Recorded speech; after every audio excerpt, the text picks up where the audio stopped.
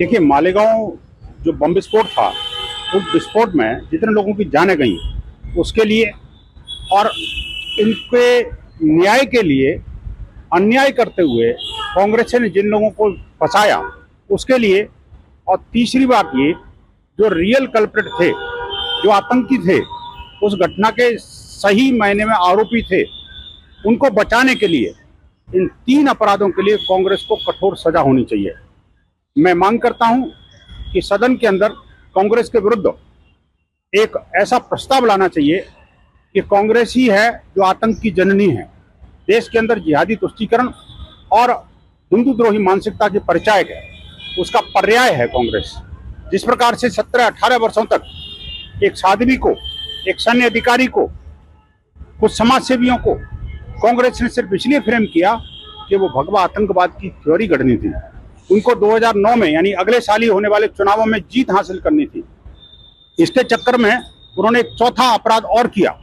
ये चौथा जो अपराध किया कांग्रेस ने, वो ये था कि हमारी जांच एजेंसियां जो निष्पक्ष हुआ करती थी उनको अपने पॉलिटिकल माइंडसेट का मोहरा बना दिया। ये चार अपराध कांग्रेस ने एक साथ किए और हिंदुओं को, जिस तरह से निर्दोष हिंदुओं को यातनाएं दी गई, प्रताड़नाएं दी गई, उनको आजीवन मरने के लिए मजबूर किया गया और कई सारी गंभीर परेशानियों का आज भी वो शिकार झेल रहे हैं। ऐसे सब लोगों के लिए उनको साष्टांग दंडवत करके संपूर्ण देश से कांग्रेस के पूरे नेतृत्व को और जो जिहादी कुनबे को और साथ में उनके अलायंस को भी ये माफी मांगनी चाहिए। मुझे ताज्जुब होता है कि आज जो है वो जो पार्टी जिसके नाम में मुसलमान लगा हुआ है, हमेशा मुसलमानों की पैरवी करते हैं, जिहादियों को बचाने और पालने पोसने का काम करते हैं, वो भी आज इस मुकदमे के निर्णय पर प्रश्न चिन्ह लगा रही है। इनके मुंह में वो तब दही जम गया था जब उन अपराधियों को, जो रियल अपराधी थे एक तरह से इस मामले के, वो पाकिस्तानी आतंकियों को कांग्रेस ने ट्रेन में बिठा करके और पाकिस्तान भेज दिया था। उस समय इन्होंने एक शब्द नहीं बोला। ये वास्तव में एक न्याय के मामले पर कांग्रेस के द्वारा किया गया एक गंभीर अन्याय था।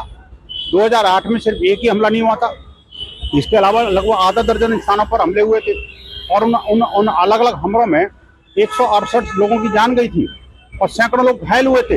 इन सारे के सारे हमलों के लिए और हिंदुओं को फ्रेम करने के लिए, भगवा को और हिंदुओं को आतंकवादी साबित करने के लिए कुचेष्टा जो कांग्रेस ने की है, उन सारे के सारे अपराधों के लिए कांग्रेस को कभी माफ नहीं किया जा सकता।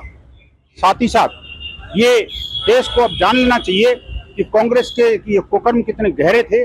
जिहादियों को, आतंकियों को पालना पोसना, बड़ा करना, ये कांग्रेस की शुरू से नीति रही है। अब कांग्रेस को इन सब चीजों से तौबा करनी चाहिए। समाज